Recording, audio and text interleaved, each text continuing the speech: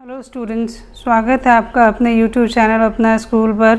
मैं अश्मिता आप लोगों को कल से क्लास 11th इकोनॉमिक्स चैप्टर 1 पढ़ा रही थी, जिसमें हम लोग भारतीय अर्थव्यवस्था के बारे में जान रहे थे। कल की बात की जाए तो कल हमने भारतीय अर्थव्यवस्था का ढांचा के बारे में बात की है। उसमें हमने 3 क्षेत्र देखे हैं, प्राथमिक क्षेत्र, द्वितीयक क्षेत्र और तृतीयक क्षेत्र।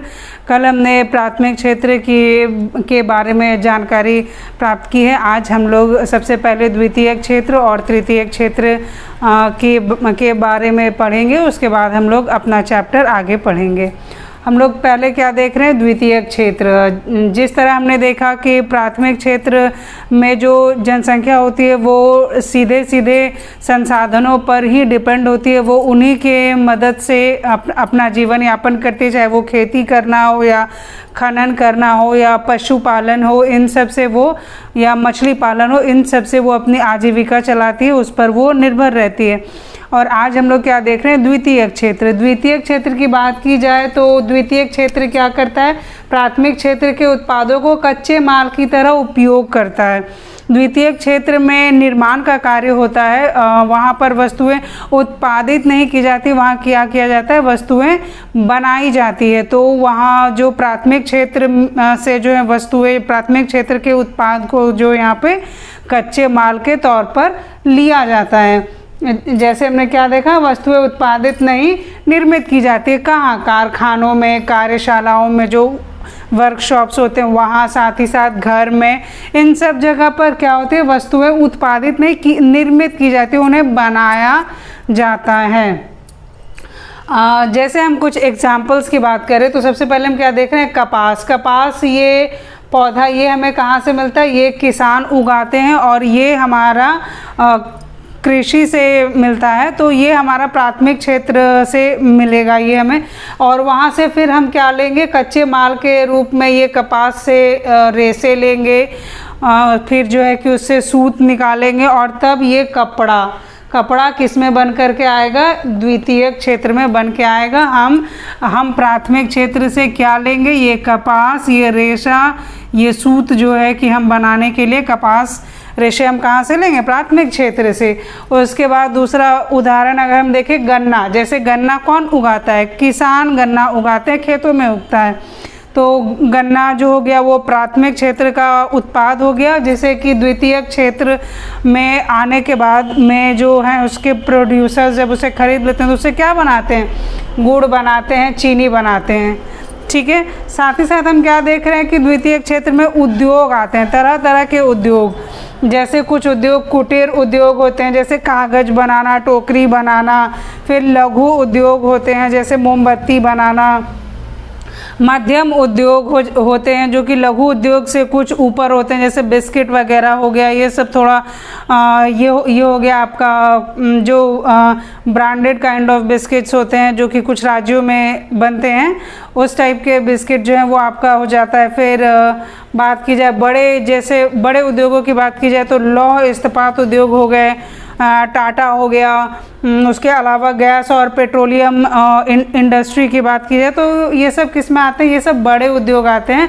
और ये सब जो है वस्तुएं उत्पादित नहीं करती है, ये क्या करती है, वस्तुओं का निर्माण करती है। तो ये जहाँ वस्तुओं का निर्माण होता है वो कौन सा क्षेत्र कहलाता है, द्वितीयक क्षेत्र। द्वितीयक क्षेत्र को और क्या बोलते हैं, औद्योगिक क्षेत्र भी बोलते हैं, क्योंकि यहाँ पर उद्योगों की बात की जाती है, यहाँ वस्तुएं निर्मित की जाती है। आशा है कि आप लोग द्वितीयक क्षेत्र समझ पाए होंगे। वैसे ये चीज़ें हमारे लिए नई नहीं है, ये चीज़ें हमने क्लास 10th में भी पढ़ी है। इसे बस हम थोड़ा सा रिकैप कर रहे हैं, अपने माइंड को फिर से फ्रेश कर रहे हैं ताकि वो चीज़ें फिर से हमें याद आ जाए। अब तीसरे क्षेत्र की बात कर रहे हैं, जिसे क्या बोलते हैं, तृतीयक क्षेत्र। और तृतीयक क्षेत्र को सेवा क्षेत्र भी बोलते हैं। इसकी भी जानकारी आप लोगों को होगी, आप लोगों ने क्लास 10th में इसे पढ़ा है। तृतीयक क्षेत्र क्या होता है, ये प्राथमिक और द्वितीयक क्षेत्र के विकास में मदद करती है। तृतीयक क्षेत्र का मेन काम क्या होता है, वो प्राथमिक क्षेत्र और द्वितीयक क्षेत्र दोनों ही क्षेत्रों के विकास में अपना योगदान देती है। वस्तुओं के उत्पादन प्रक्रिया में सहयोग करती है। इस तरीके से वो अपना योगदान देती है कि प्राथमिक क्षेत्र हो, साथ ही साथ द्वितीयक क्षेत्र में जो वस्तुओं का उत्पादन होता है उसमें वो मदद करती है। उत्पादित वस्तुओं को विक्रेताओं को बेचने के लिए परिवहन सुविधा। तृतीय क्षेत्र में क्या क्या आता है? परिवहन आता है, आपका संचार आता है, बैंक, बीमा, ये सब आपका किस में आता है? तृतीय क्षेत्र में आता है। तो सेवा किस प्रकार की दी जाती है तृतीय क्षेत्र में, वो देखेंगे हम लोग। उत्पादित वस्तुओं को विक्रेताओं को बेचने के लिए परिवहन की सुविधा कौन देता है? तृतीय क्षेत्र।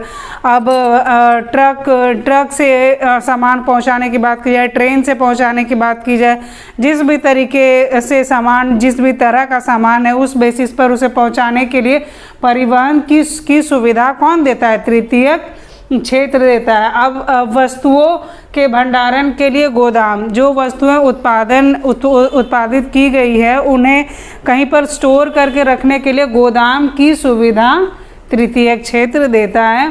साथ ही साथ उत्पादन और व्यापार के सहूलियत के लिए, ताकि आपका व्यापार अच्छा हो सके, उत्पादन अच्छा हो सके, इसके लिए वो टेलीफोन तथा अन्य संचार के साधन भी देती है। ये सब सुविधाएं कौन दे रही है? ये सारा जो है आपका सर्विस कौन दे रहा है? तृतीय क्षेत्र दे रहा है। आपको अगर अपना कोई उद्योग लगाना है, कुछ करना है, तो उसके लिए आप लोन कहाँ से ले सकते हैं? बैंक से। ये बैंक की सर्विस भी आपको तृतीय क्षेत्र देता है। साथ ही साथ बीमा, हम अपने इंडस्ट्री का बीमा कराते हैं। आजकल बीमा हर एक चीज़ में होता है, यहाँ तक कि फसलों का भी बीमा आजकल कराया जा रहा है। साथ ही तो ये सभी सुविधाएं, ये सारे सर्विसेज, जहाँ सर्विस की बात हो, जहाँ सेवा देने की बात हो, वो किसका हिस्सा होता है? वो तृतीय क्षेत्र का हिस्सा होता है। आशा है कि आप लोग पूरी अच्छे तरीके से ही समझ पाए होंगे। भारतीय अर्थव्यवस्था का जो ढांचा है वो 3 प्रकार का है। प्राथमिक क्षेत्र आता है उसमें, साथ ही साथ द्वितीय क्षेत्र और तृतीय क्षेत्र। ये हुई भारतीय अर्थव्यवस्था का ढांचा। अब हम लोग क्या बात करेंगे? जो हमारा चैप्टर है क्लास 11th का, जो इंडियन इकोनॉमी की बात जहाँ पर की जा रही है, वो हमारा चैप्टर कौन सा है? स्वतंत्रता की पूर्व संध्या पर भारतीय अर्थव्यवस्था। इस चैप्टर में हम लोग देखेंगे कि भारतीय अर्थव्यवस्था जिस समय भारत देश आज़ाद हुआ उस समय कैसी थी, साथ ही साथ आज़ाद होने से पहले भारतीय अर्थव्यवस्था कैसी थी, ये हम इस चैप्टर में समझने की कोशिश करेंगे। अगर हम सबसे पहले हम क्या बात करते हैं? स्वतंत्रता के समय भारतीय अर्थव्यवस्था की प्रवृत्ति। भारतीय अर्थव्यवस्था उस समय कैसी थी, उसका कैसा नेचर था, ये हमारा एक मेन हेड है जिसको पहले हम इस पर डील करेंगे। तो भारतीय अर्थव्यवस्था की स्वतंत्रता के समय कैसी स्थिति थी, क्या नेचर था, उस पर डिस्कशन करेंगे। लेकिन सबसे पहले हम लोग देख लेते हैं कि भारत आज़ाद हुआ कब। भारत हमारा आज़ाद कब हुआ? 15 अगस्त 1947 को। इसीलिए हम लोग स्वतंत्रता दिवस हर साल मनाते हैं 15 अगस्त को। तो 15 अगस्त 1947 को भारत आज़ाद हुआ। अंग्रेज़ों की गुलामी में था भारत। मोर देन 200 ईयर्स, 200 वर्षों से ज़्यादा देखी है गुलामी भारत ने। अगर बात की जाए अंग्रेज़ों की, अंग्रेज़ भारत कैसे आए? अंग्रेज़ जो है 1600 ईस्वी में भारत आए। वो भारत में सूरत के रास्ते से आए और वहाँ सिर्फ उन्होंने एक फैक्ट्री लगाने की बात की थी कि वो एक फैक्ट्री लगाएंगे और काम करेंगे। बस वो उतनी सी बात कह करके भारत में घुसे। लेकिन जब वो भारत में आए, उन्हें भारत में जो धन संपदा थी उन सबको देख करके उन्हें बहुत लगा कि अगर हम किसी तरह भारत को अपने अंदर कर लें, भारत को अपना गुलाम बना लें, तो हम यहाँ की जो धन संपदा है उसको अपने हिसाब से हम अपने देश के फ़ायदे के लिए इस्तेमाल कर पाएंगे। अगर हम बात करें तो ब्रिटिश शासन का मुख्य उद्देश्य क्या था? ब्रिटिश शासन काल जो भारत में रहा उसका मुख्य उद्देश्य क्या था? इंग्लैंड में तेज़ी से विकसित हो रहे उद्योगों के लिए भारत को एक कच्चा माल प्रदायक देश बनाना। शुरुआत में ब्रिटिश एकदम बिल्कुल अपने आप को लिमिट में करके रखते थे कि नहीं, वो बस आए हैं अपना एक फैक्ट्री चलाने के लिए, उससे कुछ मुनाफा कमाने के लिए, और धीरे धीरे उन्होंने अपना पैर पसारना शुरू कर दिया। उन्होंने भारत की राजनीति, आर्थिक विकास और आर्थिक जो क्रियाएं थी उन सब में भी धीरे धीरे भाग लेना शुरू कर दिया। अपनी बुद्धि से जो है वो यहाँ के राजाओं के दिमाग में कुछ फूट डालना शुरू किया, अपनी नीतियाँ बनानी शुरू कर दी ताकि वो किस तरीके से भारत में अपने पैर फैला सकें। तो हमने क्या देखा, ब्रिटिश शासन का मुख्य उद्देश्य क्या था। इंग्लैंड में जिस समय ब्रिटिश जो है भारत आए, इंग्लैंड में उस समय औद्योगिक माहौल था, मतलब वहाँ पर उद्योगों का उद्योग, नए नए उद्योग लगाए जा रहे थे। उद्योग जो था वो प्रगति करना शुरू किया था, तो उसके लिए कच्चे माल की आवश्यकता थी। तो ब्रिटिश शासन ने क्या देखा कि भारत जो है वो बहुत ही धन संपदा से एकदम प्रचुर देश है, तो क्यों ना हम कुछ ऐसा करें कि भारत से जो है कि भारत का जो सामान है, भारत की जो धन संपदा है उसको हम इंग्लैंड ले जाएं और वहाँ उसे कच्चे माल के तौर पर यूज़ करें। कच्चे माल के तौर पर यूज़ करना आप समझ ही गए होंगे, जैसे कपड़ा उद्योग के लिए कच्चे माल के तौर पर कपास को इस्तेमाल करना। जिस समय अंग्रेज भारत में आए, यहाँ भारत में बहुत ही ज़्यादा धन संपदा की कोई कमी नहीं थी, और यहाँ के जो हस्तशिल्प थे, जो कपड़े थे, ये सब जो हैं ये सब पूरे वर्ल्ड मार्केट में उस समय बहुत फेमस थे, बहुत उसका नाम था। मलमल के कपड़े और तरह तरह के कपड़े हो, ये सब पूरे वर्ल्ड मार्केट में छाया हुआ था। तो ये सारी चीज़ें ब्रिटिश को अट्रैक्ट करने लगी भारत की ओर, और तब उन्होंने सोचा कि हम कुछ इस प्रकार से काम करें कि भारत का जो भी यहाँ की जो धन संपदा है उसे कच्चे माल के तौर पर हम इंग्लैंड ले जा सके और वहाँ सामान बना सके। हम इसके बारे में और भी चर्चा करेंगे, उससे पहले बस हम थोड़ा सा देखेंगे ब्रिटिश शासन की नीतियाँ। अब जब ब्रिटिश शासन का उद्देश्य ही था, ब्रिटिश शासन का उद्देश्य ही था इंग्लैंड में विकसित हो रहे उद्योगों के लिए कच्चा माल भारत से लेकर के जाने का, तो उन्होंने क्या किया, उन्होंने कुछ नीतियाँ बनाई। सबसे पहले हम उन नीतियों के बारे में जान लेते हैं। तो हम क्या देख रहे हैं, ब्रिटिश शासन की शोषणकारी नीतियाँ तथा उसके परिणाम। नेक्स्ट हेडिंग हमारा क्या है, ब्रिटिश शासन की शोषणकारी नीतियाँ तथा उसके परिणाम। ये भारत को एक कच्चा माल प्रदायक देश बनाने के लिए उन्होंने क्या क्या नीतियाँ बनाई थी, हम उस पर चर्चा करेंगे। सबसे पहला नीति क्या था, वो उपनिवेशी अर्थव्यवस्था। उन्होंने भारतीय अर्थव्यवस्था को कैसा बनाया, उपनिवेशी बनाया। उपनिवेश की बात करें तो उपनिवेश का अर्थ होता है किसी शासक देश के अधीनस्थ एक राज्य बन जाना। जैसे कि इस केस में अगर हम बात करें तो शासक देश कौन बना, इंग्लैंड बना। शासक देश बन गया इंग्लैंड और भारत क्या बन गया, उसके अधीनस्थ राज्य। उपनिवेश का अर्थ ही होता है किसी शासक देश का अधीनस्थ राज्य बनना, और इस केस में ब्रिटेन या फिर ये इंग्लैंड जो है वो क्या बन गया, शासक देश बन गया, और भारत उसका अधीनस्थ राज्य बन गया। उपनिवेशी अर्थव्यवस्था की बात की जाए तो शासक देश, शासित देश की अर्थव्यवस्था का संचालन, नीतियों का निर्धारण और निर्णय लेता है। यहाँ शासक देश कौन सा है, शासक देश है हमारा इंग्लैंड, और शासित देश कौन सा है, ये है हमारा इंडिया।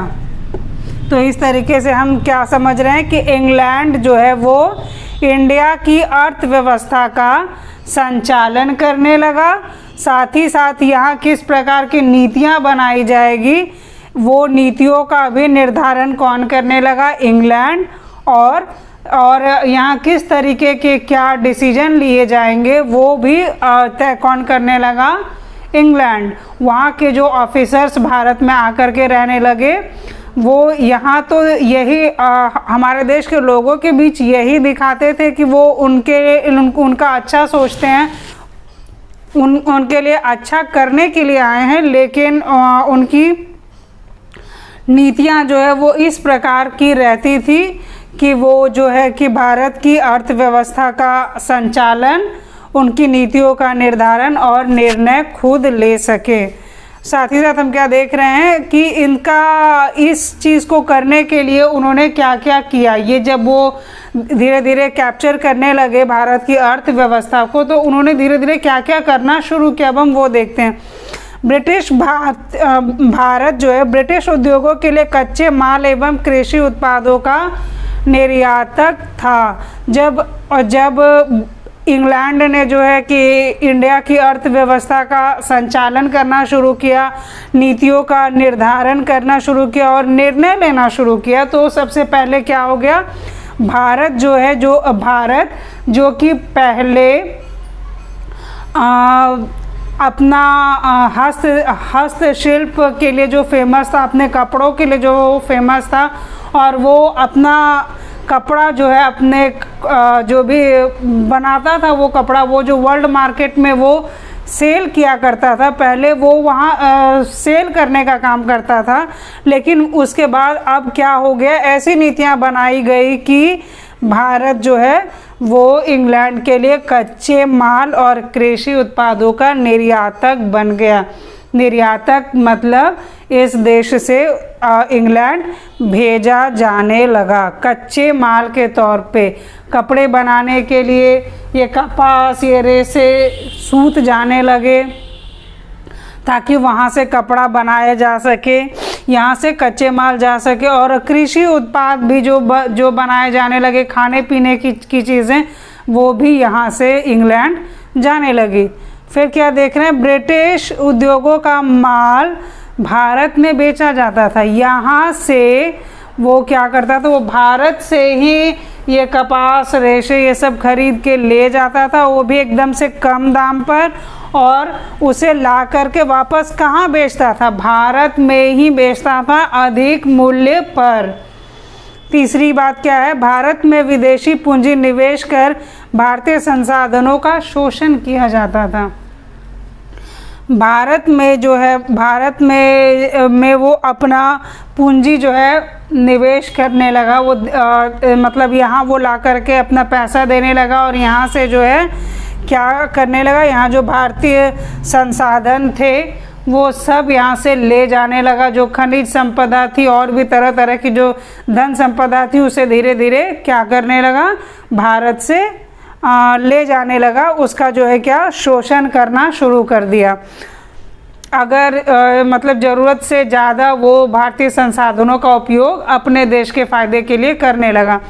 हम भारतीय धन संपदा का शोषण और भारतीय संपत्ति का उत्प्रवाह इंग्लैंड की ओर हुआ। भारत में जो धन संपदा थी, यहाँ पहले राजा महाराजाओं का शासनकाल था, सोने, चांदी, हीरे जवाहरात, इन सब चीज़ों की कोई कमी नहीं थी। राजा के महलों की बात की जाए, वहाँ वो अपने दीवार में जो पेंटिंग्स बनवाते थे उसमें भी वो हीरे जवाहरात लगवाते थे, और जो है कि वो मतलब भारत इतना अमीर था, इतना रिच था। तो इसके बाद क्या किया, ब्रिटिश जो है आए, और जो ये इंग्लैंड वाले जो आए उन्होंने क्या किया, भारतीय धन संपदा को मनमाने ढंग से इस्तेमाल भी किया। साथ ही साथ जो अच्छे जैसे हीरे जवाहरात और ये सब जो भी थे, उसे क्या किया जाने लगा, भारत से ढो करके कहाँ ले जाया गया, ये इंग्लैंड की ओर ले जाया गया। सारी चीज़ें इंग्लैंड सारी चीज़ें इंग्लैंड ले जाई जाने लगी। ये आज हमने एक नीति के बारे में और उसके परिणाम के बारे में पढ़ा है। अब हम लोग कल इसी चीज़ को कंटिन्यू करेंगे और कुछ और शोषणकारी नीतियों के बारे में कल हम लोग पढ़ेंगे। आज के वीडियो में यहीं तक रखेंगे हम लोग, कल फिर मिलते हैं। तब तक हमारे YouTube चैनल पर बने रहिए। धन्यवाद।